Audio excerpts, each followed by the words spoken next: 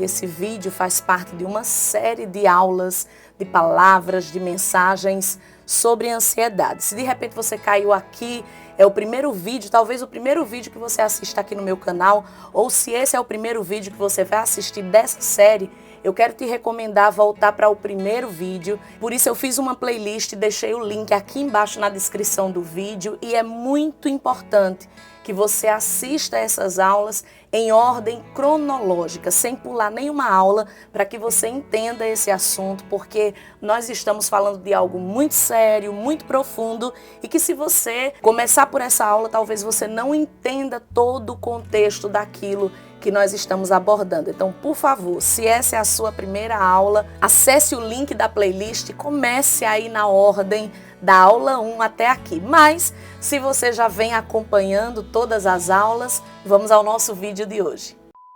Como vencer a ansiedade é o subtópico que a gente já está agora Nós estamos caminhando para, de fato, resolver a questão. A gente falou nessas semanas, aí a gente vem falando sobre as preocupações, como identificar, a gente tem diagnosticado, vamos dizer assim, né? Quais são os sintomas, como é que age, qual é a causa. E agora a gente está vendo o caminho para resolver, porque, como eu tenho falado desde o início, meu propósito aqui nessa aula não é só trazer conhecimento. Não quero trazer conhecimento para você, porque certos conhecimentos não vão resolver nada na sua vida. Eu gosto muito de um ensinamento do Dr. Mike Murdock, que ele diz assim: tem coisa que eu não quero aprender, coisa que eu não quero conhecer, porque não vai fazer diferença na minha vida. Tem coisa que é desnecessário, né? Você perder o seu tempo adquirindo aquele conhecimento. Porém, o nosso propósito aqui com essa aula, desde o início, é que você identifique essas questões na sua vida, na vida de pessoas próximas a você, mas principalmente que seja algo para você, que você olhe para você. E a partir do conhecimento que você está tendo aqui nessas aulas, que você seja liberto e curado da ansiedade.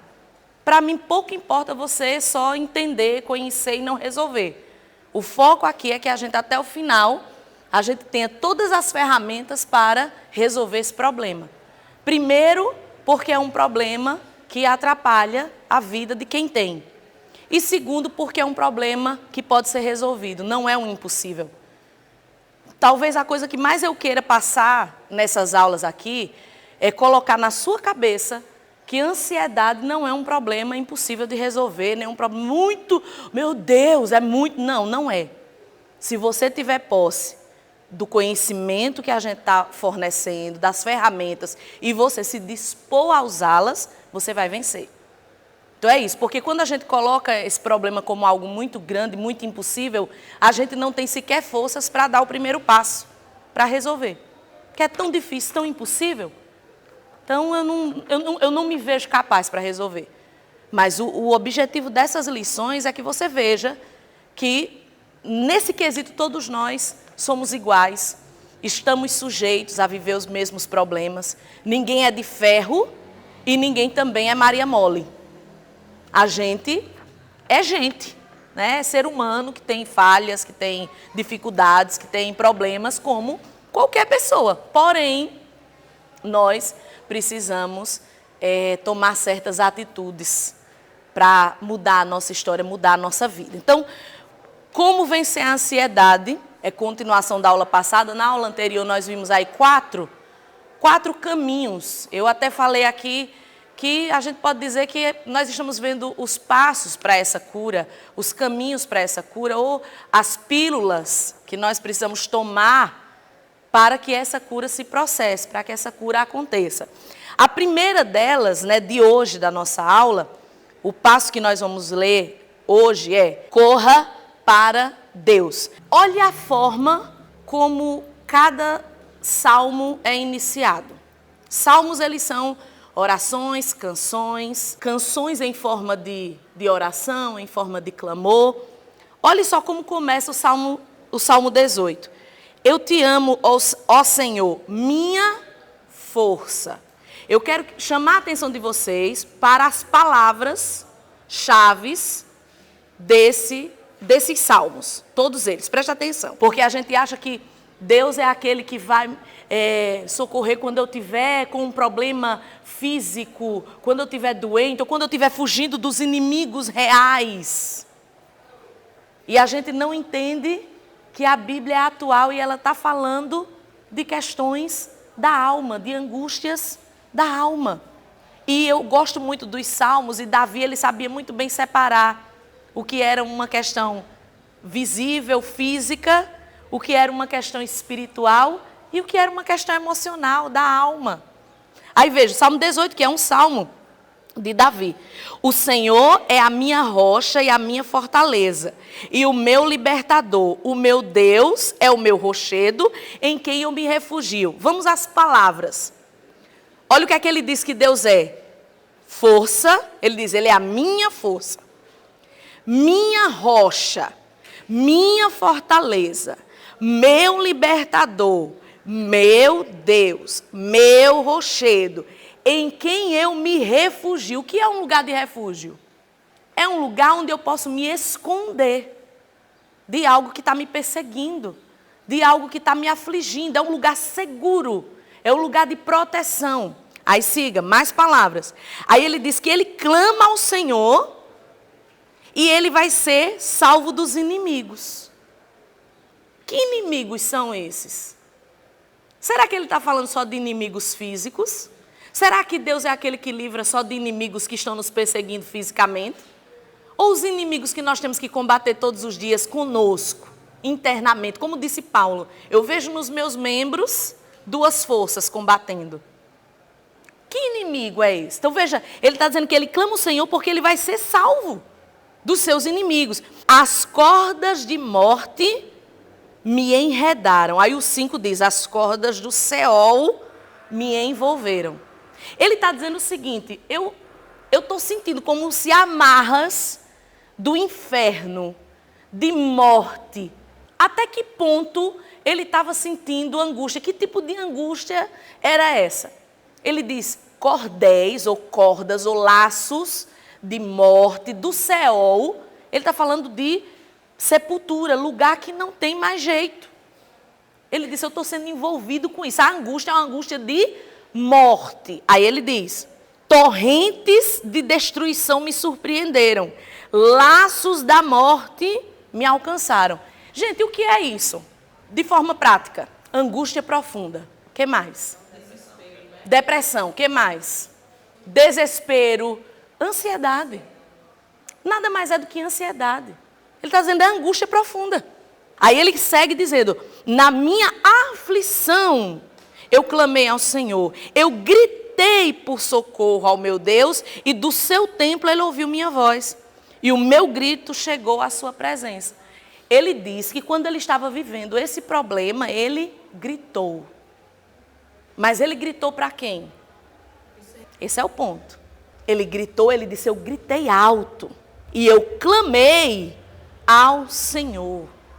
Ele diz, eu gritei por socorro ao meu Deus. Vamos agora para o outro, Salmo 46. Deus é o nosso quê? Refúgio e fortaleza. Veja as palavras, refúgio, fortaleza e auxílio ou socorro bem presente no momento de quê? Da angústia, da adversidade, da aflição. Ele diz, o Senhor é aquele que é o socorro que eu preciso na hora que eu estou angustiado. Aí siga. Por isso não temeremos. Ansiedade envolve medo, gente. Não existe ansiedade sem medo. O medo é um sentimento combo da ansiedade. A ansiedade, ela na verdade não é um sentimento que significa uma coisa só. Ela é um pacote de coisas que tem esse resultado da ansiedade. Aí olha o que ele diz.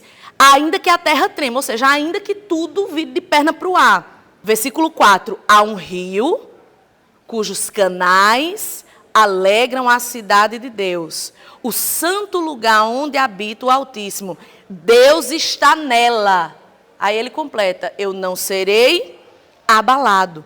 Deus vem em seu auxílio desde o romper da manhã. O que é que o salmista do Salmo 46 está dizendo? Que mesmo quando as coisas virarem de perna para o ar, mesmo quando a terra trema, mesmo quando tudo se abale, ele diz, existe um refúgio, existe um lugar para onde você pode correr. Você não precisa ficar nesse lugar onde está o mundo desabando. Existe um lugar que você pode correr. Aí olha o que é que ele lembra. Há um rio cujos canais alegram a cidade de Deus. O lugar santo. Ele está levando, ele está tirando os olhos do caos e colocando os olhos agora no lugar onde tem cura, onde tem consolo, onde ele tem a solução do problema. Aí agora nós vamos para o 116, que também é um salmo muito conhecido, mas ele é conhecido na segunda parte. A primeira parte pouco se fala dele, mas olha o que diz aí, o salmista começa também dizendo, e note que os 3 salmos são 3 pessoas diferentes, tá? Davi só escreveu o 18, 46 não é dele, o 116 também não é dele.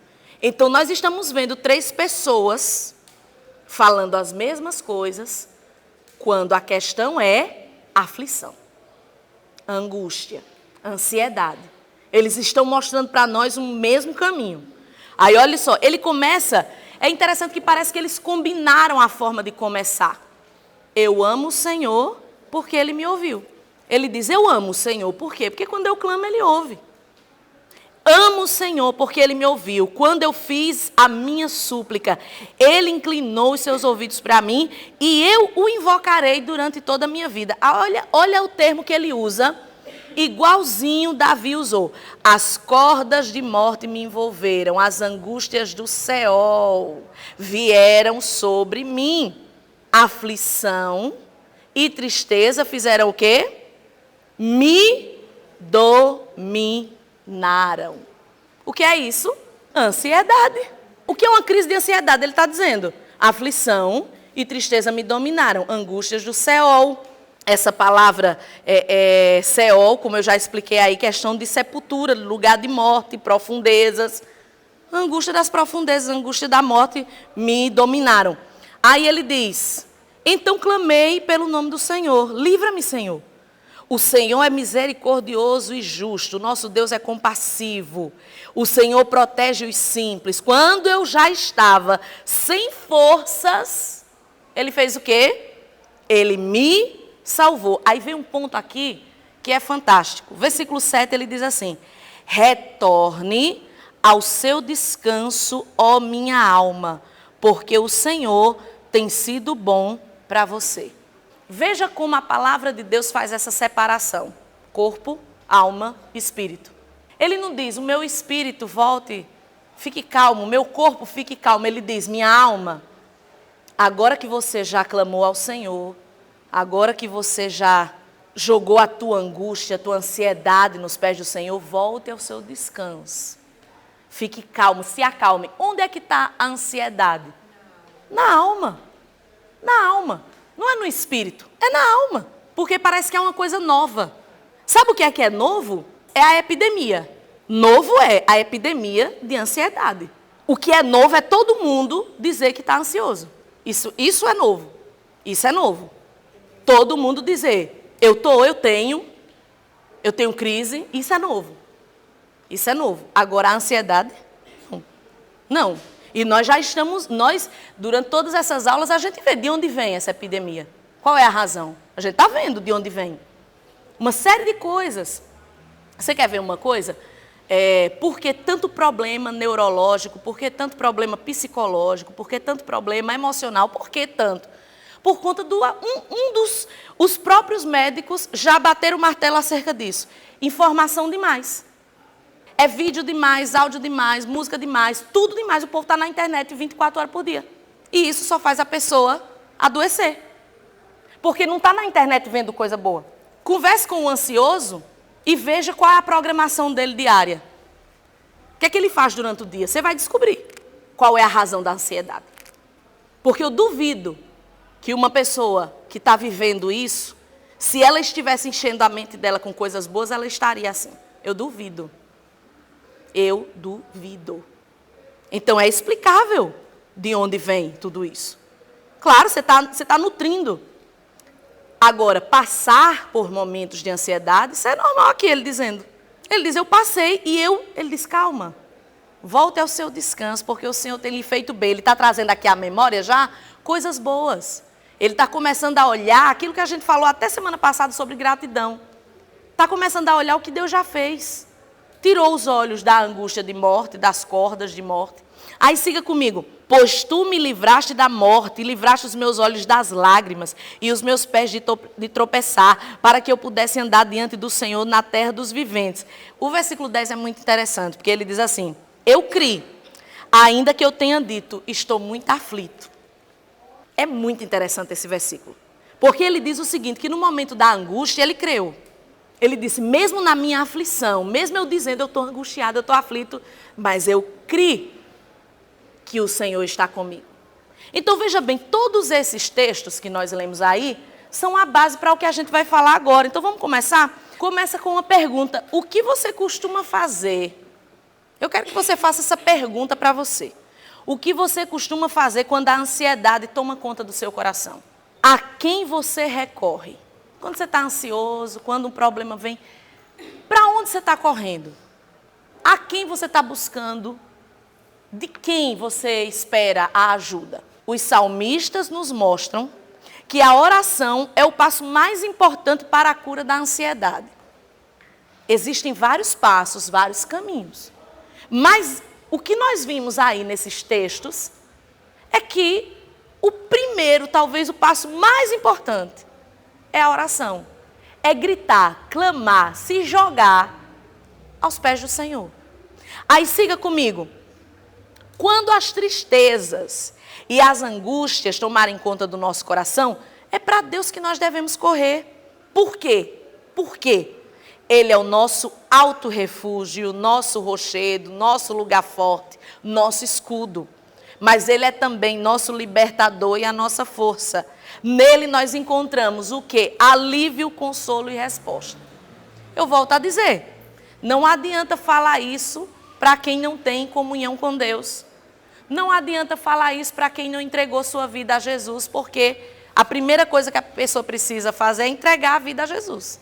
Porque não tem como eu vou conversar com Deus se eu não quero andar com Ele, se eu não acredito nele. Você entende que são processos, são etapas? Por isso que eu estou sempre me repetindo nas aulas. Essa é uma aula para quem já anda com Deus. Essa é uma aula para quem é crente. Essa é uma aula para quem crê na palavra. Essa é uma aula para quem já aceitou Jesus. Porque muitas vezes nós já fizemos tudo isso, mas ainda estamos andando, como Jesus disse, andando como os pagãos. Jesus, quando ele fala com os discípulos, no texto principal da nossa lição, ele diz assim, vocês estão agindo como os pagãos. Jesus traz os discípulos para um entendimento de que, gente, vocês estão no mundo, mas vocês não pertencem a ele. Entenda que o seu comportamento, sua mente e até a forma de você lidar com as suas emoções é diferente. Não é que você não vai sentir, entenda. Não significa que agora eu aceitei Jesus e eu não vou ter mais problemas. Não é isso. Jesus disse, no mundo tereis o quê? Aflições. É interessante que ele usa uma palavra emocional. Aflições. Tribulações. Ele não está falando só de coisas físicas, de questões físicas. Ele usa uma palavra que engloba tudo. Então, Jesus está dizendo que nesse mundo nós vamos passar por todas as questões que todo mundo passa. A diferença é a forma de passar. A diferença é que nós não estamos sozinhos. Quando Jesus diz assim para os discípulos, olha, vocês estão preocupados com o que vão comer, com o que vão vestir, com o que vão beber? Eu estou com vocês. Vocês têm um pai. Aí Jesus diz assim, os pagãos é que vivem desesperados. Mas vejam, tem um momento, tem um outro texto que Jesus diz assim, vocês não viram que eu multipliquei de 5 pães e eu alimentei uma multidão de 5.000? Outra vez vocês viram 3.000 alimentados? Qual é a dúvida? Porque esse é o problema, a gente vê Deus fazendo as coisas e a gente começa a limitá-lo. É como se Jesus dissesse, vocês estão andando comigo e não estão percebendo ainda. Vocês estão preocupados com comida, com roupa? Vocês não viram não que eu posso fazer?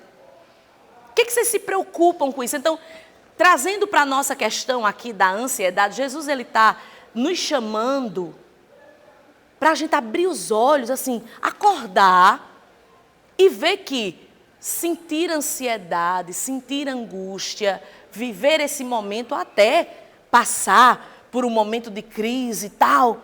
Ok, agora você não pode ficar nesse lugar não, porque você é diferente. Você não é como todo mundo. Eu sempre estou falando aqui, eu aceito uma pessoa do mundo dizer, olha, eu estou tomando remédio porque eu tenho crise de ansiedade. Mas eu não aceito um crente dizer isso. Desculpa, pela palavra eu não aceito. Porque eu aceito que a gente passe por esses problemas. Mas eu não aceito que a gente fique lá, principalmente, volto a dizer, quando é uma causa de opressão emocional e espiritual. Eu não estou falando de uma pessoa que perdeu um ente querido, de uma pessoa que está vivendo um momento de enfermidade física e aquilo afeta o seu emocional. Eu não estou falando disso, eu estou dizendo que nós estamos numa geração que quando você pergunta por que você está ansioso, a pessoa não sabe responder. Isso é grave. Porque quando aquilo tem uma explicação, não, eu estou assim porque eu perdi minha esposa, eu perdi meu filho, eu descobri que eu tenho uma doença incurável, eu entendo, mesmo que seja crente. Porque ele tem algo para me dizer isso. E aí, mesmo assim, nós vamos, pela palavra, conduzir a pessoa a sair daquele lugar. Mas entendendo que não é fácil, que é difícil. Agora, uma geração que você diz, por que você está assim? Eu não sei.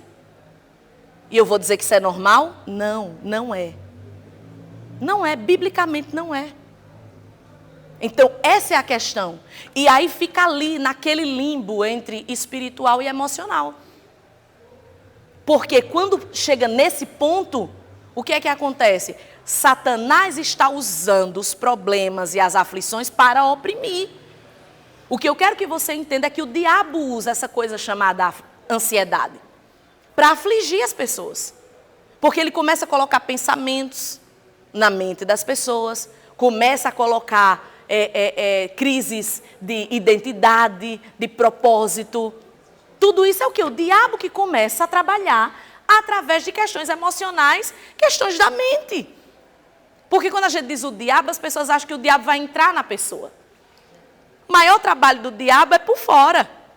A forma que ele mais trabalha é com a influência. A maior influência é Satanás. Ele não precisa entrar, ele só influencia. Aí ele usa a sua fragilidade para jogar as setas, para usar situações, usar pessoas, e aquilo vai te oprimindo. É o que o salmista está dizendo, angústias de morte. São os inimigos que vêm contra você. Está do lado de fora, não está dentro de você. Agora, muitas pessoas vai abrindo tanto ali os muros, vai abrindo tanto ali a guarda, que aí Satanás muitas vezes entra na vida da pessoa. Aí você vê um monte de gente enlouquecendo, um monte de gente que a família não sabe mais o que fazer. Por quê? Porque a coisa escalonou, foi para um outro patamar. Então, o que nós precisamos entender, voltando para nós aqui, você é servo de Deus, você é filho de Deus. Então, como é que eu sou servo de Deus e eu não corro para o meu pai? Eu sou filho de Deus e na hora que eu tenho um problema emocional, eu não corro para Deus. Você entende que a coisa não bate? Então, os salmistas estão dizendo para mim e para você que, primeira coisa, não é que você só vai fazer isso, mas a primeira coisa que você tem que fazer é falar com Deus. Eu já cansei de falar aqui, vou falar novamente. Uma das coisas que a oração faz, diferente do que muita gente pensa, tem gente que tem dificuldade de orar, e eu converso com muitas pessoas e eu percebo isso, que muitos têm dificuldade de orar porque elas acham que a oração é um momento onde você vai falar um monte de coisa para Deus e Deus já vai responder. E você vai se levantar ali e você já vai sair de posse da sua resposta, ou você vai se levantar dali e você vai saber tudo que você tem que fazer. Eu tinha uma dúvida e agora eu orei. E deixa eu dizer para você, uma das coisas mais fantásticas que a oração faz é curar a gente nesse processo. Veja bem, quando você está angustiado, quando você está aflito, e você sequer fala, mas simplesmente você se joga na presença de Deus, E você, não precisa nem falar, só chore. Eu aposto com você, a gente aposta aqui, cenzinho. Eu duvido que depois de uma chorada nos pés do Senhor, você se levante com o mesmo peso que você se prostrou. Eu aposto com você que aquele peso vai embora. Porque a primeira coisa que a oração faz é esse tratamento terapêutico de... Independente da resposta, independente do problema ser resolvido ou não. Então é isso que os crentes muitas vezes não entendem. Aí por que estão aflitos? Porque estão guardando. Lembra da pressão que a gente tem falado? Pressão, pressão, pressão. A gente tem falado. Por que a pressão? Porque o que é que você faz? O que é que deixa o feijão lá molinho? Pressão. Não sai nada, fica só acumulando. Assim somos nós.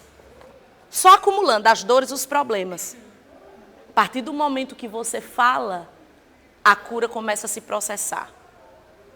Aí tem muita gente que, a gente vai falar até dessa questão de pedir ajuda, mas tem muita gente que coloca a cura nas terapias. Por que as pessoas colocam assim, poxa, a terapia é maravilhosa?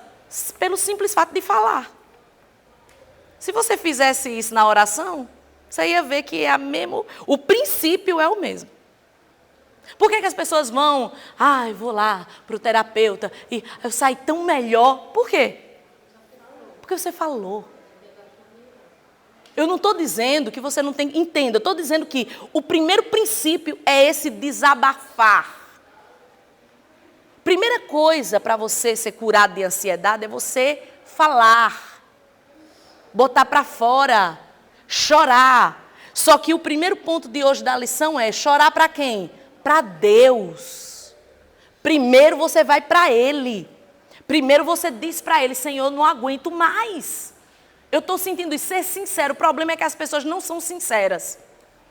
Eu sei na hora uma pessoa que não é sincera com Deus. Toda pessoa aflita, angustiada, é porque não é sincero na sua oração. No dia que você aprender a ser sincero na sua oração, porque muitas vezes você quer se abrir com outras pessoas, mas não se abre com Deus. O problema não é buscar ajuda, até porque nós vamos falar sobre isso. O problema está em você negligenciar o Senhor. Você ir buscar todas as ajudas e não foi para a primeira. Você não foi para a primeira. E os salmistas estão dizendo aqui, eu gritei. Na minha angústia, nos laços de morte, quando eu estava chateado, eu gritei. Grite, clame, chore, mas chore primeiro para Deus. Já vai ser o primeiro passo para você ficar aliviado. Vai trazer esse alívio, pelo menos, é como se fosse o primeiro passo dessa cura e tal, e o mais importante dela. Pastora, é suficiente? Eu acredito que é. Mas é que tem gente que é difícil, tem gente que é cabeça dura e precisa de muita coisa. É o que eu penso. Tem gente que precisa de muitos passos, mas se só houvesse um, esse resolve. Porque onde estariam os nossos antepassados se não fosse esse passo? Qual era o psicólogo que eles tinham para recorrer? Qual era a terapia que Davi tinha para recorrer? Então, eu não posso dizer que uma coisa que foi descoberta há 100 anos é mais importante do que a palavra. Entenda o meu ponto. Agora, nós vamos entrar daqui a pouco e nós vamos entender outras questões. Mas o que eu estou dizendo é que se nós crentes não entendermos que nós já temos tudo, que nós já temos o que é suficiente, a gente não consegue resolver. Esse é o ponto. Nós estamos vivendo uma crise de fé. Eu digo nós como igreja. A igreja, de uma forma geral, vive uma crise de fé. Porque ela não acredita mais nas bases. Não acredita mais. Ela sempre vai procurar outras coisas ao invés de começar pelo início. Não, eu vou buscar a Deus, eu vou orar, vou falar com Deus. Então, aqui fica uma pergunta. Para onde você está correndo? Quem é o seu refúgio na hora de angústia? Você é crente? Se você é crente, a primeira pessoa para quem você tem que correr é para o Senhor. Eu não estou dizendo que você não deve buscar ajuda. Não, pelo contrário. Mas, primeiro, para onde você corre?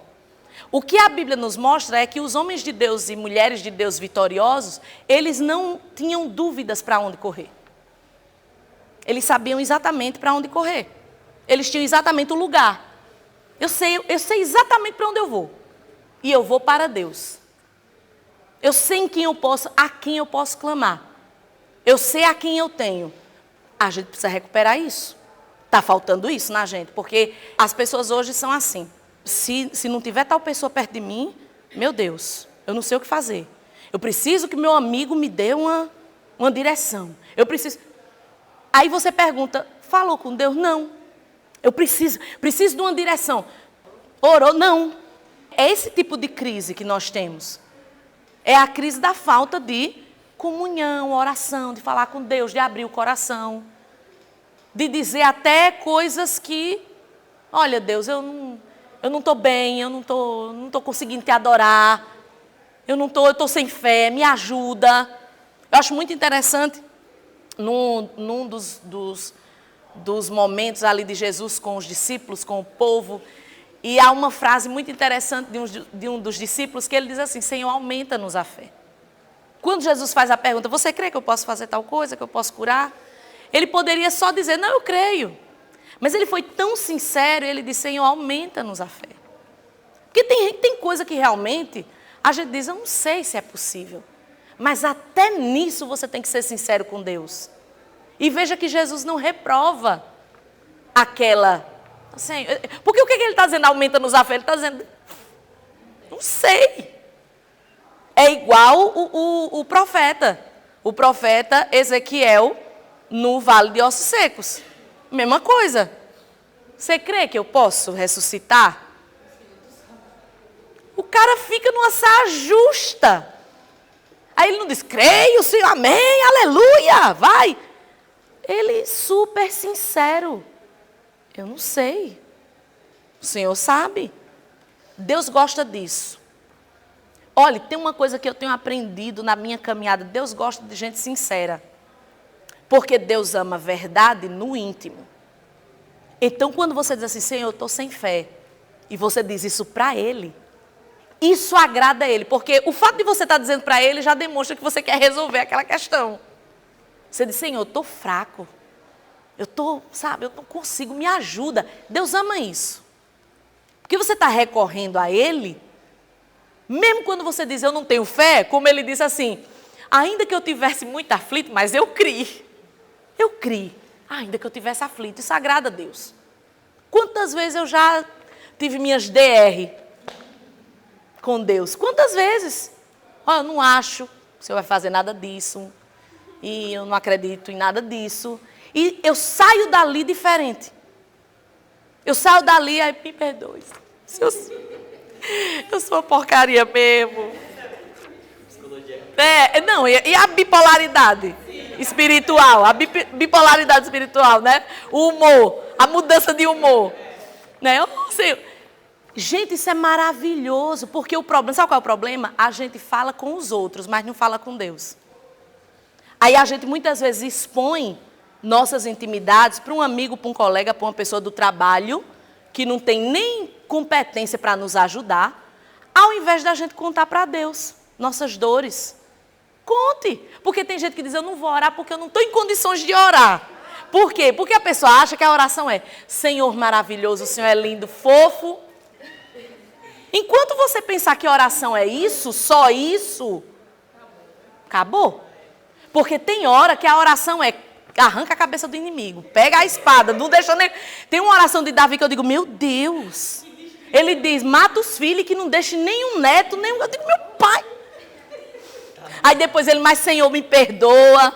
Tipo, é um desabafo do cara. Corta a cabeça do inimigo, mata os filhos do filho, que ele não veja o filho do filho. Eu digo, meu Jesus amado. Mas o que é que ele está fazendo? Salmo é o quê, gente? Eu volto a dizer oração, música. O cara está botando para fora o sentimento. O cara sai dali zero. Depois do cara dizer na oração, veja que ele não foi dizer isso para o povo. Quando você faz isso na oração, acabou. Aí você já termina, Jesus, tem misericórdia, eu não queria dizer isso, tira do meu coração. Me desculpe falar, como diz a menina, desculpe falar, né? Quando você tira, você está entendendo qual é o princípio de correr para Deus? É o princípio de você jogar fora toda essa coisa ruim, porque é um lixo emocional. Isso vai acumulando, é um lixo que vai... E esse lixo vai acontecendo o quê? Vai adoecendo no físico. Por que as pessoas estão tomando remédios? Elas não estão tomando de brincadeira, elas estão tomando porque o emocional delas adoeceu o físico. O emocional adoeceu o físico. Então, a gente está vendo aqui o quê? Não vamos deixar isso acontecer. E o primeiro passo da cura é botar para fora esse lixo. E onde eu vou botar? Não tem coisa melhor do que eu ir para o refúgio, para o abrigo. Eu gosto dessa forma que eles colocam. Eles dizem assim, o Senhor é a minha torre alta. É o lugar onde eu vejo diferente. Porque eu estou aqui, aí eu vejo tudo muito grande, tudo muito... Quando eu subo, todo mundo fica pequeno, os problemas diminuem, as coisas... Aí ele diz, o Senhor é a minha torre alta, o Senhor é o meu refúgio, o Senhor é o meu abrigo. É isso que a gente precisa entender que Deus é na nossa vida. Esse lugar que a gente corre e vê as coisas diferentes. Esse lugar que a gente pode se esconder dos adversários. Esse lugar que a gente pode abrir o coração e dizer. Uma das orações mais bonitas de Davi é, Senhor, som do meu coração. Som do meu coração e vê se há em mim algum caminho mau e me guia pelo caminho eterno. O que é uma sonda? Vamos falar da astronomia? Quando a NASA manda uma sonda, foi não sei para onde. Vou falar de um jeito leigo. Ela vai coletar informações em lugares onde o homem não pode chegar. Por que eles mandam as sondas para os lugares? Porque o homem não chega lá facilmente. Então a sonda vai pegar as informações e trazer. Quando você vai no médico fazer uma ultrassonografia, fazer uma endoscopia, eles colocam o equipamento, seja por qualquer lado, né? Tem vários lugares que pode entrar esse equipamento. Tem uns que você entrega a alma, né? Coloca lá a câmerazinha. Por que fazem isso? Para descobrir coisas que você não consegue ver.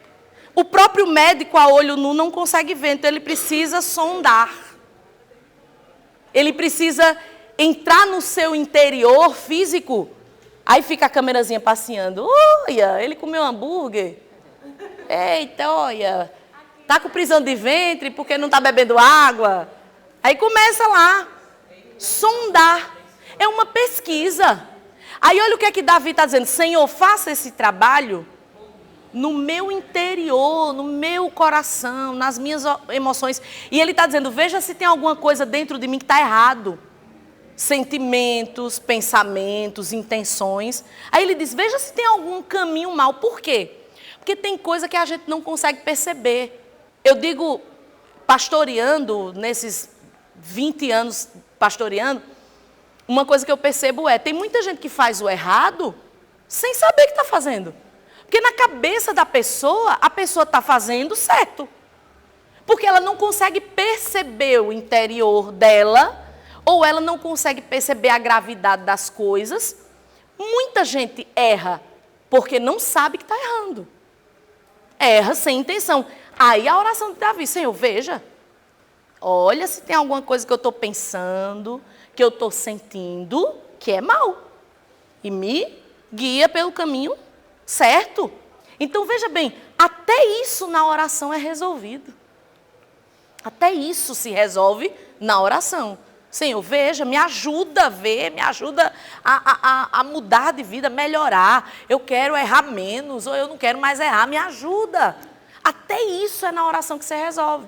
Vale ressaltar que cabe a você orar pela sua vida. É importante contar com a intercessão dos nossos pastores e irmãos em Cristo. Mas entenda que a luta é sua. E cabe a você pagar o preço da oração. Você sabia que essa é uma coisa muito lógica, mas que poucos crentes entendem? Sabiam disso?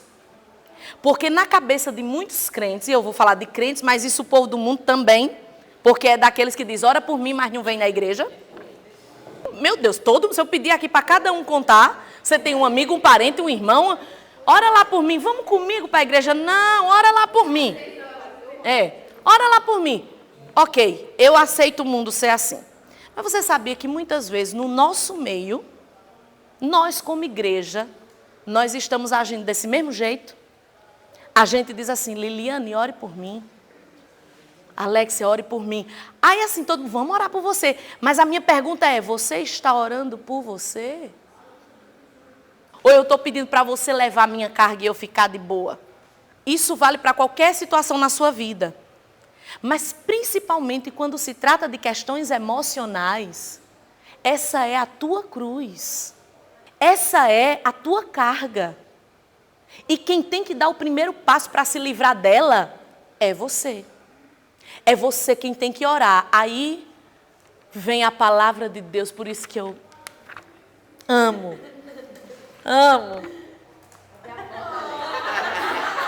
Eu amo a Bíblia. Por quê? Tiago vem e diz assim, quem está triste, peça oração para os amigos, para os irmãos, comunica à igreja, eu estou triste. Olha que palavra maravilhosa, que tapa na cara. Está triste? Ore. Agora, o alegre faz o quê? Cante louvores. Eu amo a Bíblia porque é assim, papum. Estou triste, ora por mim. Está triste, filhinha? Ore. Já orou? Porque eu vou a dizer, gente, eu não estou aqui sendo a religiosa fanática, não, tá? Eu estou sendo muito prática. Porque é prática. Infelizmente, a gente às vezes, as coisas quando são práticas, a gente fica meio incomodado. Mas o simples é isso mesmo. Está triste? Ore. Está triste? Ore. Aí ele diz, está doente? Nós vamos entrar na questão do doente. Mas você está triste? É você que está angustiado? É você que está aflito? É você que não sabe o que fazer? Ore. Ore. Aí, o texto aqui diz o quê? Que nós precisamos contar com a intercessão. É para orar um pelos outros, é para comunicar uns aos outros. Mas a gente tem que entender que começa com a gente. Não adianta eu querer que a Tassiele ore por mim, faça uma campanha de jejum por mim, mas eu não estou fazendo nada por mim. E eu quero só que ela faça. Esse é o ponto. Não é que ela não vai, ela vai. É como o pastor disse. Quando eu jejuo, eu estou jejuando pela igreja, eu estou jejuando por pessoas. Mas é o seguinte, a carga é de cada um. Enquanto a gente não entender isso, a gente não resolve nossos problemas. Porque eu coloco na Vitória o meu peso e ela já tem os problemas dela. E ela não vai pegar uma coisa que é responsabilidade minha, ela vai me ajudar. Mas ajudar é uma coisa. Pegar o problema para si é outra coisa. Intercessão não é isso. Filipenses 4:6 diz assim, não andem, olha que palavra linda, não andem ansiosos por coisa alguma. Na mesma frase, mas em tudo, pela oração e súplicas e com ações de graças, ou seja, você ora, suplica e agradece a Deus pelo que Ele já fez, pelo que Ele vai fazer. A gratidão, lembra da aula passada? O senso de gratidão, isso é um caminho para a cura da ansiedade. Gratidão. Apresentem seus pedidos a Deus. Não ande ansioso, não fique ansioso, mas orem. Em lugar da ansiedade, troque a ansiedade por oração. Aí ele segue, e a paz. O que é que o ansioso precisa mais no mundo? Paz. Porque o que é que a ansiedade faz? A primeira coisa que a ansiedade faz, tira a paz. Aí olha a receita da Bíblia. E a paz de Deus, que excede todo entendimento, guardará. Guardará o quê? O corpo, o espírito. Guardará o coração e a mente de vocês em Cristo Jesus. 2000 anos atrás falando de ansiedade. E que a paz de Deus, a paz de Cristo, vai guardar teu coração e tua mente, onde se aloja a tal de ansiedade. E tudo isso só acontece através de quê? Da oração. É isso que você precisa entender. Nós não estamos inventando nada aqui. A gente está mostrando um caminho que o mundo está tentando tirar da cabeça dos crentes. Ontem eu ouvi uma pessoa que eu admiro muito, disse assim, quando você estiver com depressão, com ansiedade, nada de conversar com o pastor. Eu ouvi uma pessoa dizer, não é pastor que resolve. Procura um profissional. Pastor não... Você entende? Estão tirando da igreja a questão da alma, A coisa que a igreja mais é responsável é pela alma. Se tem alguém que é especialista na alma, é a igreja. Você entende a gravidade disso? Não procure pastor. Porque, claro, pastor vai dar o caminho de cura. Pastor vai dar o caminho da cura. Essa é a questão, por isso não pode procurar a igreja. Endemoniado, arruma logo uma doença para ele ganhar uma aposentadoria. Porque pelo menos vai receber o benefício. Se for para a igreja, é expulso o demônio. Vocês viram um caso que aconteceu no Ceará? Um pastor foi processado porque ele orou e Jesus curou uma menininha que era deficiente. E que acabou, aí por conta dela ficar curada, perdeu o salário. A família levou para a justiça porque não era para ser curada. Não é conversa, pesquisem, vocês vão ver. A igreja é perigosa demais. Vem para a igreja, aí recebe a cura, recebe o milagre. Aí os benefícios são cortados. Elas não querem que aconteça a cura. Aí é aquela conversinha, tem tratamento, cura não tem. Eu entendo que como profissional você diga, não, eu não tenho como curar isso aí. Agora, eu como pastora não posso dizer, porque esse é o meu ofício. É o meu foro, eu tenho foro para falar isso. Que Jesus cura qualquer coisa. Essa é a diferença. Agora, veja a gravidade de você dizer, não procure a igreja, não procure um pastor. Olha só, Marcos, capítulo 14. Olha só, Jesus, ele está prestes a ser crucificado. E lembre-se de uma coisa, diferente da gente, Jesus sabia exatamente pelo que ele ia passar. Porque se eu perguntar para alguém aqui sabe o que vai acontecer amanhã na sua vida? Eu não sei, eu não tenho a menor ideia. Eu sei o que eu programei. Mas, tipo, você tem certeza de... Não, amanhã vai acontecer isso, eu vou encontrar tal pessoa, eu vou fazer... A gente não tem esse conhecimento. Olhe Jesus, ele tem esse conhecimento. E esse conhecimento traz o quê? A aflição, porque é o quê? Futuro. O que é que Jesus teve aqui? Ansiedade. Ansiedade. A Bíblia diz o quê? Que ele veio para sofrer as mesmas dores, para nos entender.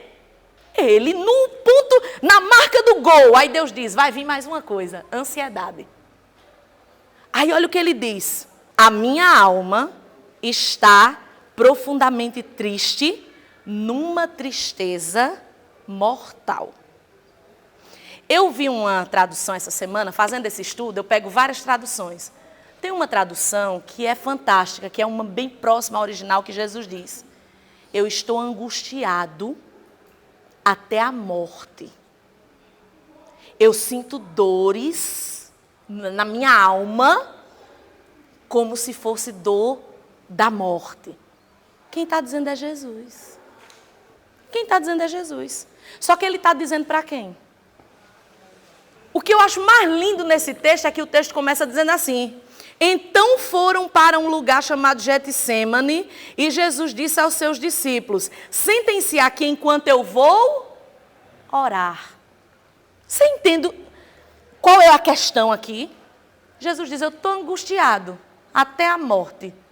Vou orar e fica aqui comigo, porque senão pode dar um peteleco ali, posso ter uma biloura ali e morrer. Fique comigo. Gente, isso é medo, pavor, isso é um monte de sentimentos. Aí ele vai e ora. A Bíblia diz aqui, eu não sei se vocês prestaram atenção nisso. Versículo 39 diz, mais uma vez ele se afastou e orou, repetindo as mesmas palavras. Ele orava e voltava. Orava e voltava. Orava e voltava. Falando as mesmas coisas. Eu estou angustiado.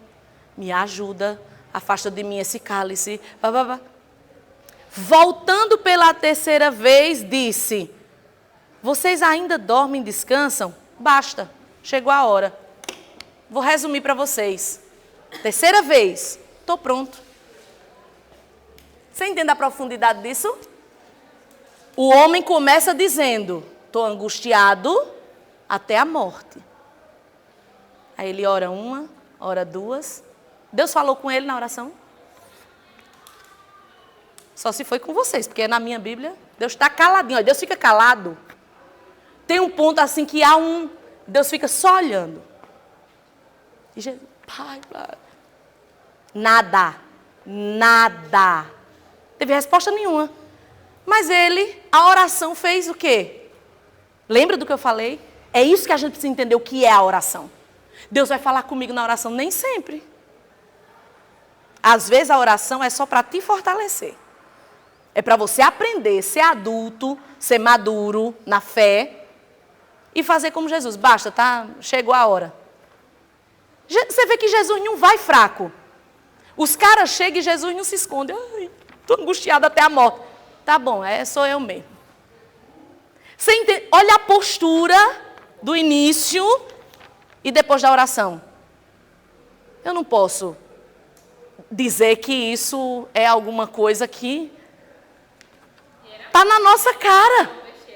Não é uma besteira. Mas ele está ali, ele está angustiado, porque ele disse, eu vou sofrer, eu não quero, bababá. Mas no final, seja feita a tua vontade. Basta, acabou. Pode dormir, quer dormir, durma. Vai ser, é isso mesmo, vou enfrentar. Olha o que é que a oração faz. Ela fortalece você para enfrentar. Jesus teve o problema resolvido? Não. Deus falou com ele? Não. Porque aquela cruz ele que tinha que carregar. Volte aí para o texto. Cabe a você orar pela sua vida. O finalzinho do texto diz, a luta é sua. E cabe a você pagar o preço da oração. Enquanto você não entender que a luta é sua, que o problema é seu, você não vai vencer. Porque você vai ficar sempre querendo que os outros resolvam. Você sabe por que muita gente não sai do problema? Muita gente não sai da ansiedade, porque ela quer que todo mundo resolva, mas não quer fazer o que tem que fazer. Você quer resolver a ansiedade? Comece você pagando o seu preço. E o primeiro deles, o mais importante deles, é correr para Deus, porque você tem um pai. Você não é do mundo, você não é qualquer um. Então, esse é o primeiro passo, mas nós vamos aqui para o segundo, que é peça ajuda. Primeira coisa, você vai fazer o quê? Veio a ansiedade, veio a luta, eu vou correr para Deus. Essa é a minha parte. Agora tem uma outra parte que é muito importante. É muito importante. Eu também vou pedir ajuda. Aí eu volto numa questão que é interessante. Veja bem, nós somos iguais como seres humanos, nós somos iguais enquanto humanidade. Mas nós temos estruturas diferentes, emocionais, porque lembram que a gente sempre está falando aqui de personalidades, de temperamentos. Nossos temperamentos e nossas personalidades são diferentes. E isso influencia nessa questão de como lidar com problemas emocionais. Por exemplo, o nosso temperamento afeta diretamente nessas questões. Uma pessoa melancólica, ela vai ter muito mais dificuldade de vencer a ansiedade do que uma pessoa colérica. Porque a pessoa colérica, ela é mais prática. A pessoa colérica, ela está ali morrendo, mas ela diz, eu preciso resolver as coisas, e ela vai se levantar. O melancólico, ele diz, eu não tenho forças. Porque ele se entrega completamente. O sanguíneo vai para cima, vai para baixo com a mesma velocidade. Também é difícil de lidar com isso. Então veja que personalidades e temperamentos influenciam na forma de resolver. Por isso que muitas pessoas precisam buscar ajuda. Por que eu digo muitas pessoas? Porque veja bem, eu vou falar por mim. E uma coisa que eu aprendi na minha caminhada com Deus é que eu não posso exigir de você a mesma atitude que eu tive e eu não posso querer que você veja do mesmo jeito que eu vejo. Eu não posso querer que você tenha as mesmas atitudes que eu tenho, porque nós somos indivíduos. Apesar de sermos iguais como humanidade, nós somos muito distintos nas nossas emoções, nas nossas estruturas. E aí vem uma coisa também que afeta todos nós, a forma com a qual nós fomos criados. A nossa criação, nossos pais, avós, irmãos, a nossa família afeta e influencia diretamente na nossa forma de lidar com as emoções. Então, é um contexto. Nós somos o fruto de uma série de fatores. Então, nós somos indivíduos do meio, nós somos indivíduos que vêm com a carga genética. Então, tem um fator genético, tem um fator emocional, tem o fator cultural, que é do ambiente. Então, são várias coisas. Então, não posso. Eu tive uma criação, eu tive um entendimento, eu tive uma vida. Eu não posso querer que todo mundo enxergue do jeito que eu enxergo, faça do jeito que eu faço. Por quê? Porque nós somos diferentes nessas questões. Eu, por exemplo, eu já vivi a depressão, eu já vivi a ansiedade. Em nenhuma delas eu procurei a ajuda de outras pessoas a não ser de Deus. Quem me tirou da depressão? Foi Deus. Eu não procurei ninguém a não ser Deus. Foi na oração e foi nas atitudes pela palavra que eu saí da depressão. Foi assim que eu venci a depressão. A ansiedade foi pela palavra que eu fui curada. Foi por esses princípios que eu estou ministrando a vocês que eu fui curada. Eu, por exemplo, sou uma pessoa que eu não tenho a menor condição de sentar com um profissional terapêutico e abrir meu coração. Porque o meu temperamento não permite isso. Então eu nunca precisei. Agora, não é por isso que eu vou dizer que você não faça. Porque eu entendo, até porque estudo essa área, eu entendo que existem pessoas que precisam de uma ajuda. Elas precisam não só da ajuda terapêutica, mas uma ajuda espiritual. Elas precisam do apoio de amigos. Você entende? Então, existem pessoas que não vão sair da depressão se não pedir ajuda. Existem pessoas que não vão sair da ansiedade se não pedirem ajuda. Então, o segundo ponto aqui importantíssimo é: peça ajuda. Peça ajuda. Segundo Reis, capítulo 4, versículo 1, é aquela história da viúva que o marido morreu e deixou um monte de dívida. O que é que a gente aprende com essa mulher? Ela foi pedir ajuda. Ela não ficou com aquele problema sozinha. E ela foi pedir ajuda a quem? Ao homem de Deus. Aquele Eliseu ali representava o quê? Representava a autoridade espiritual sobre a vida dela. Ela disse: poxa, eu estou aqui com dívida que não fiz, com meus filhos a ponto de serem levados escravos. Gente, a situação é séria, é pesado, é um desespero. Eu me colocar no lugar dessa mulher, se você tentar se colocar no lugar dessa mulher, você diz: caramba, é um problema sério, que precisa de ajuda. Tem coisa que a gente não consegue resolver. Aí ela procura ajuda em quem? No homem de Deus. E o homem de Deus faz o quê? Dá a direção. Ele não só ora por ela, ele não só acolhe, mas ele diz: faça isso. E ela faz e ela resolve o problema. No mesmo livro de Reis, sendo agora um pouquinho mais à frente, a gente vê a história da mulher que não tinha filhos e que, por ser generosa, o profeta se sentiu constrangido e disse: eu preciso fazer algo por essa mulher. E ele profetizou, ministrou sobre o ventre dela e a mulher teve um filho. Só que tempos depois esse menino provavelmente morreu de meningite. Os sintomas ali são muito típicos da meningite, porque foi uma dor de cabeça fatal. Você vê que ele sente a dor, ele já desfalece e em poucas horas ele morre. Eu já falei aqui outras vezes, eu já perdi uma amiguinha com meningite. É uma coisa muito triste porque, dependendo do tipo da meningite, não dá tempo você socorrer. A meningite é uma doença muito séria, né? E muito desesperadora. Por isso que, assim, se tem uma vacina que todos os pais, é uma vacina cara, inclusive, entre aspas, mas todo pai deveria vacinar. Essa tal vacina da meningite. Se tem uma vacina necessária, é essa da meningite.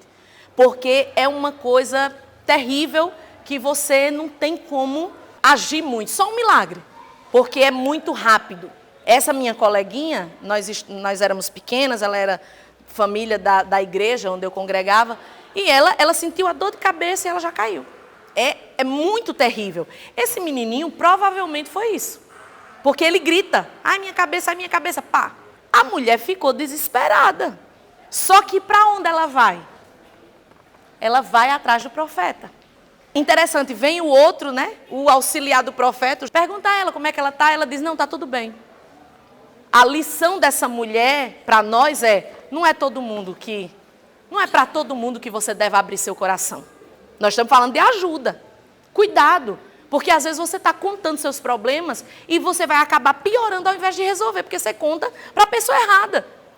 Ela soube muito bem esperar e contar para o homem de Deus. Aí ela chora, desaba e ali ela recebe um milagre, porque o menino é ressuscitado. O profeta vai lá e ressuscita o menino.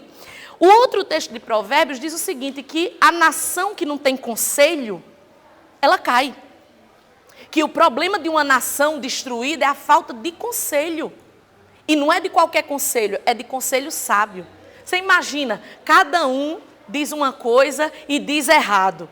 vai ser destruído, uma casa vai ser destruída, uma empresa, uma família vai ser destruída. Agora, o texto diz, com sábios conselhos a nação se estabelece. Ou seja, busque a ajuda dos sábios, ouça os sábios. Seguindo o texto, Hebreus vai falar dos pastores. Hebreus 13 diz assim, que nós devemos obedecer aos nossos pastores. Por quê? Porque eles fazem aquilo que eu estou dizendo aqui desde o início dessas aulas. Os pastores, eles cuidam das almas. E a minha preocupação com essa geração é que esta geração de crentes está pegando a sua alma e está entregando na mão de pessoas que não têm a unção para pastorear a sua alma. Isso é muito grave. Isso é muito sério. Então veja bem, o primeiro pontinho diz, não foi à toa que Deus designou pastores para cuidar das nossas almas. Existem batalhas que não conseguiremos vencer sozinhos. Por isso, devemos pedir ajuda daqueles que o Senhor colocou como autoridade espiritual em nossas vidas. Primeira pessoa que você deve pedir ajuda. O primeiro lugar que você, como crente, como igreja, diferente do que a gente ouve na internet, o primeiro lugar que você deve buscar ajuda, a primeira pessoa que você deve buscar ajuda, é o teu pastor. É a tua pastora. É a pessoa que é a autoridade de Deus sobre a tua vida. Agora, aqui eu abro um parênteses. É muito fácil dizer isso para uma igreja como a nossa. Porém, não é todo pastor que tem a condição de tratar essas questões. Primeiro, porque ele não tem nem para si. Essa é uma questão que a gente precisa entender. Infelizmente, existem igrejas que não entendem, como Jesus disse, não entendem nem as coisas básicas. Não entende o básico, como é que vai entender o profundo? Então, realmente, eu quero citar exemplo meu. Eu quero citar o meu exemplo. Em duas fases da minha vida. Hoje, como pastora, a minha caixa de mensagem direta é cheia de pessoas de outras igrejas que querem agendar gabinete pastoral comigo. Porque elas dizem assim para mim, porque eu não confio no meu pastor, porque eu não tenho na minha igreja não tem ninguém que possa me ouvir, não tem esse trabalho aqui na igreja, eu vejo que vocês pastoreiam, que vocês cuidam. Então, realmente, infelizmente, nem todo pastor tem condições de fazer um aconselhamento pastoral. Eu tive um pastor que ele adoecia as pessoas ao invés de curar. Eu tive um pastor assim, que as pessoas da igreja procuravam todo mundo. Procurava o líder de jovens, procurava os conselheiros do ministério de jovens, mas nunca procurava o pastor. Porque ele era aquela pessoa que, se alguém contasse alguma coisa para ele no gabinete pastoral, à noite ele só faltava dizer o nome da pessoa, mas ele já dizia tudo e expunha todo o problema. Realmente, eu entendo que nem todo mundo tem uma igreja e um pastor confiável. Infelizmente, eu entendo essa questão, porque eu já vivi isso. A minha mãe, por exemplo, pastoreou antes de ser pastora, muitos anos. Os jovens da igreja iam lá em casa, procuravam minha mãe para conversar. E minha mãe só foi líder de jovens um tempo na vida dela. Mas eles confiavam nela, buscavam. Aí ela dizia, mas você já falou com o pastor? Não, não dá falar com ele. Não dá. E realmente não dava. Então, infelizmente, tem muito pastor que só tem o título de pastor, mas não tem a unção pastoral. Porque a unção pastoral, ela te capacita para cuidar das almas. E é por isso que é grave quando você não tem a unção pastoral e você quer ser pastor a todo custo. Você não vai saber como fazer, porque você não tem aquela capacitação. Não adianta uma pessoa derramar óleo na sua cabeça e dizer você é um pastor. Então, esse problema existe. Realmente, infelizmente, não deveria existir, mas existe. Existem pessoas que estão nas igrejas e elas não têm um pastor para correr. Elas não têm um aconselhamento pastoral. Então, realmente, essas pessoas precisam de ajuda. Elas precisam buscar. De repente, ela vai buscar ajuda no irmão mais experiente da igreja, no líder dos jovens, no líder dos homens, no líder das mulheres. E, às vezes, busca auxílio em até outros pastores. O pastor fica aqui, no gabinete, a semana toda, muitas vezes atendendo outros pastores. Porque esses pastores não têm para onde correr. Eles dizem, pastor, eu não posso falar isso com o meu pastor. Então, realmente, as pessoas, elas estão... Não é porque elas estão numa igreja que elas são pastoreadas. Infelizmente, como Jesus falou, Jesus olhou para a multidão E ele ficou com compaixão, porque ele disse, as ovelhas, elas estão desgarradas. O povo anda desgarrado como ovelha sem pastor. Eu digo a vocês que uma das maiores crises da nossa geração como igreja é a falta de pastor. Realmente, não é toda igreja que você chega e você diz, não, esse cara está pastoreando as almas. Não, você vê aquele monte de gente ali, mas está todo mundo andando conforme sua mente. Às vezes quem está ajudando é um irmão próximo, quem está ajudando é um amigo ali da igreja, mas não tem. Tem gente que nem conhece o seu pastor. Está ali na igreja porque de repente a igreja é grande, é interessante, é famosa, mas nunca teve um contato com o seu pastor. Então, nós vivemos essa crise e eu entendo. E nestes casos é muito difícil. Então, quando eu digo aqui, procure o seu pastor se ele é um pastor. Se você tem um pastor, primeiro, que ele tenha conhecimento da palavra, que ele é cheio do Espírito Santo, que ele é um homem de Deus e que ele tem conhecimento dessas áreas emocionais e que ele tem experiência nessas áreas, procure. Ele vai te ajudar. Agora, se você não tem, você vai ter que procurar outros meios.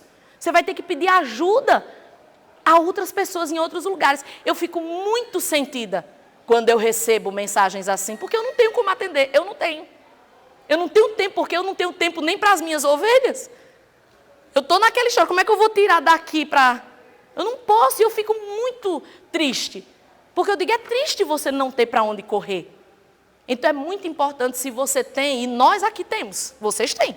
E vocês não têm um nem dois, vocês têm aqui um corpo pastoral que vocês podem correr. Vocês podem buscar ajuda. Vocês podem chegar porque vocês têm pastores que não vão olhar para vocês com preconceito. Que não vão apontar o dedo para você, que vai tentar tirar você desse lugar, que vai te ajudar. Eu sempre digo quando eu estou aconselhando, não se preocupe com o que eu vou pensar de você, porque o que você está passando eu já passei, eu sei como é. Uma coisa que eu e o pastor, a gente sempre conversa sobre isso. Deus permite nós, pastores, passarmos por certas situações para que a gente tenha a famosa empatia. Eu e o pastor já vivemos angústias de morte. Eu e o pastor já vivemos a depressão. Eu e o pastor já vivemos a ansiedade. Então, a gente está falando de algo que a gente viveu. Então, nós não vamos apontar o dedo para você e dizer, não, você... Não, a gente vai dizer, olha, eu sei o que é isso, tá? Eu sei o que é isso. Agora é o seguinte, vamos para cá. Eu vou tirar você desse lugar. Vamos sair junto desse lugar. Então, é muito importante você procurar ajuda em quem tem essa ajuda para te dar. Agora, muita gente não tem. Muita gente não tem. Muita gente não tem. Não é à toa, você vê, não é à toa que a pastora Amélia, ela está atendendo gente do mundo todo. Gente do mundo todo ela está atendendo. Pessoas que andam desgarradas, elas não têm para onde correr. E elas precisam de alguém. Aí a gente entra no segundo ponto. Em se tratando de questões emocionais, não é errado buscar ajuda profissional. As terapias de psicanálise, de psicologia, são boas ferramentas para investigar questões da mente humana. Veja bem, o psicólogo, o psicanalista, ele estuda cientificamente as emoções humanas, a mente humana. Ele estuda como é que as coisas acontecem, os processos, de como é que aquilo acontece, quais são os sintomas e quais são as portas de saída, ou quais os tratamentos, o que é que eu posso fazer para resolver, para amenizar. Gente, tudo isso é válido. Eu, como pastora, já indiquei. Eu já cheguei para uma pessoa e digo, você precisa, porque você é uma pessoa que tem dificuldade de se abrir, você tem dificuldade de externar, então você precisa de uma ajuda profissional onde você possa, porque esse profissional vai puxar de você. Porque, por exemplo, veja bem, eu sou pastora, eu não tenho tempo para atender a mesma pessoa todo dia, toda semana, 3 sessões, eu não tenho, porque eu tenho a igreja para tomar conta. Um terapeuta vai fazer 1, 2 sessões semanais, é um tratamento que você vai fazer. Isso vai ajudar muito, porque você está conversando com aquela pessoa, você está botando para fora. Eu já falei isso, eu digo, olha, eu vou te atender agora e eu não tenho como lhe atender todo dia. Mas você precisa. O seu caso é um caso para procurar um profissional, é legal, não é errado. Agora vem o ponto do perigo. O ponto do perigo é o que está aí. Entretanto, muito cuidado ao escolher o profissional. É muito perigoso entregar sua mente, alma, nas mãos de alguém que não teme a Deus e que não tem o Espírito Santo. Seja prudente. Se precisar de ajuda profissional, busque alguém que não apenas seja crente, mas que tenha conhecimento da palavra, que tenha sabedoria e que, sobretudo, seja cheio do Espírito Santo. Então, o perigo mora nesses detalhes aí. Você tem um problema, você está com um problema de ansiedade, aí você é um servo de Deus e você tem os seus temores, suas tentações. Veja bem, você é jovem. Gente, tem alguém aqui que não é tentado? Porque se você não for tentado, nós vamos fazer um oratório para você. E vamos botar aqui, a gente vai rezar diante de você. Né? Nós vamos fazer novenas para você, porque você é demais. Tem alguém que não é tentado? Todos nós temos os nossos monstrinhos ali da carne, dizendo, vá para cá, vá para cá. O desejo, o pecado está aqui, ó. Aí você está com angústia porque você está numa luta contra o pecado. Você chega para o psicólogo e diz assim, olha, eu estou angustiado porque assim, eu bebia muito e agora que eu estou na igreja, eu estou sem beber. E assim, é uma angústia, é difícil lidar e tal. E o psicólogo, por que não bebe? Se liberte. Aí o rapaz diz assim, é porque antes de eu chegar na igreja, eu namorava todo dia com uma menina diferente. E agora que eu estou na igreja, eu estou... Né? Aí eu estou assim. Aí disse, mas por quê? Você é um jovem. Você está maltratando, reprimindo os teus sentimentos. Eu ando com os cartões de visita da pastora Meilha. Todo mundo que eu conheço, eu digo, ó, já falou com a pastora Meilha? Vá falar com ela. Porque às vezes a pessoa acha que a gente não acredita nas terapias. Não, pelo contrário, acredito muito. Mas quando é de alguém que tem essas características. Agora, eu não posso, pela palavra, entendendo o que é a doença da alma, entendendo o que é as questões emocionais, eu não posso dizer para você procurar uma pessoa do mundo e dizer que vai dar certo. Não vai. E eu tenho prova em pessoas que eu conheço. Quando acontecem umas coisas muito... Eu fico pensando. Igual quando eu acabo de assistir Pousando no Amor. Eu fico reflexiva. Falta um episódio e meio para terminar. Eu fico pensando. Eu encontrei uma amiga. Aí ela veio falar comigo. Eu sabia que ela estava com crises de ansiedade. Encontrei ela num determinado lugar. Porque me disseram, não, ela agora está fazendo um tratamento. Ela veio falar comigo. Era outra pessoa. Ela falava em câmera lenta. Aquilo foi uma... no meu estômago. Aí eu, como é que você está? Eu estou bem. E aquilo me irritou num nível. Porque eu disse, o que é que estão fazendo com ela? Eu conheci uma pessoa que estava com crise de ansiedade, uma pessoa próxima. Aí foi para um determinado médico aqui. Aí o médico passou um remédio. Ele foi para o psiquiatra. O psiquiatra passou o remédio. Sabe o que é a pessoa endoidar? A pessoa pirou. Aí foi que a gente, por ser próximo, tinha liberdade. Aí a gente, senta aqui. Você não está doente para usar esse remédio. Doente está quem passou para você. A indústria para adoecer o povo é muito forte. Por isso que a gente tem que ter cuidado. Por isso eu estou tão... Olha, eu falei isso até esses dias. Eu gravo isso aqui, quantos anos que eu estou gravando, quantos anos que eu tenho, vídeos da igreja de tudo. Só essa semana eu perdi 54 gigas de gravação. Do nada. Sumiu do meu computador. Sumiu a aula passada. Sumiu a pregação que eu fiz aqui, que foi sobre isso. Tudo que se trata de ansiedade, eu estou tendo problema no meu computador. Aí eu falei até nos stories isso, eu digo, não venha me dizer que é só uma questão emocional. Eu sei com quem eu estou mexendo. Não é, eu já perdi. Dessa forma, nunca aconteceu. Do nada. Não deu problema no computador, nada. Cadê a pasta? E eu instalei aquelas coisas que traz de volta. Muito bem, trouxe, tipo assim, não renderiza. Aí eu disse, você vem dizer, quer dizer para mim que eu estou lidando com uma coisa? Não, eu sei. Tudo isso que a gente está aprendendo aqui, pense em uma coisa que Satanás não quer que as pessoas entendam. Não quer. Volto a dizer, a questão não é procurar ajuda num profissional. Hoje a dificuldade é você encontrar o profissional.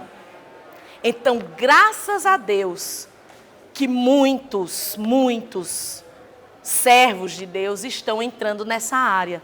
Porque é horrível quando você não tem como indicar. Eu nunca vi um crente que procurou uma pessoa do mundo para tratar suas questões emocionais e que voltou melhor. Não volta. É esse exemplo da minha amiga. E aí eu tive que conversar com alguns parentes, alguns familiares. Eu disse, o que vocês estão fazendo com ela? Porque isso aí não está resolvendo nada. Mete remédio na pessoa e não trata a causa. Então, a sensibilidade de alguém que é temente a Deus. O terapeuta cristão, ele não tem só o conhecimento da ciência, mas ele tem o Espírito Santo ali, revelando coisas que a ciência e o conhecimento que ele tem não seria capaz. Então, não tem sentido um crente fazer terapia com uma pessoa que não conhece a Deus. Isso não tem sentido. Volto a dizer, na internet está cheio de psicólogos. Eu ouvi de uma psicóloga que eu gosto demais. E ela disse a semana abertamente, está com ansiedade, está com... Não procure pastor. Pastor não resolve. Pastor não resolve. Ela está falando para crente. Se ela está dizendo que pastor, quem tem pastor é crente. Ela está dizendo, me procura. Ou seja, ela tem a solução, o pastor não tem. Está colocando a questão dela profissional acima. Nós precisamos entender que a nossa alma, ela não pode ser tratada por alguém que não tenha o Espírito Santo, que não creia no que a gente crê, que não tenha essa autoridade para cuidar, para tratar, para ser um parceiro ali. Poxa, eu tenho um pastor, aqui a gente viu, procurar ajuda espiritual, mas tem ajuda emocional, mas precisa andar junto. Já pensou, tu chega no gabinete pastoral, eu te dou um conselho, aí tu procura o terapeuta que não conhece a Deus, que não serve a Deus, ele te dá outra direção, como é que fica a tua cabeça? Confusa. É por isso que tem um monte de gente que não tem solução, não consegue. Então, buscar ajuda é maravilhoso. Agora, cuidado. Apenas seja criterioso, prudente. Volto a dizer, não só com o profissional da mente, mas com o pastor também. Tem gente que não tem o privilégio que nós temos. Tem gente que não pode abrir o seu coração para o seu pastor, porque não tem um pastor para abrir o coração. Da mesma forma, você tem que ser criterioso com o psicólogo, o psicanalista. Para quem eu vou abrir meu coração? Quem pode me ajudar? Quem é que vai me entender? Quem é que vai me dar o caminho para me tirar dessa situação? Vou entregar minha mente, meu coração, minha alma para alguém que vai dizer apenas se aceite? Então é aí onde mora a questão. A gente tem que saber para quem correr. A gente tem que saber para quem pedir essa ajuda. Amém?